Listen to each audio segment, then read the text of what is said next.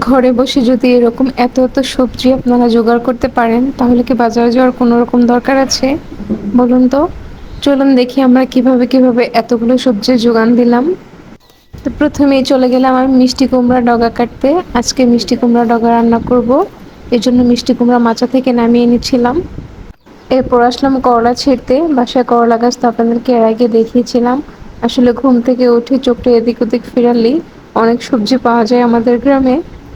তারপর এখানে আমি ছিঁড়ে নিলাম একটা চাল কুমড়ো, এটাও আজকে রান্না করব। এখানে ছিঁড়ে নিলাম কতগুলো চিচিঙ্গা। তো একটু একটু করে কিন্তু অনেক কিছুই আমি নিয়ে ফেলেছি।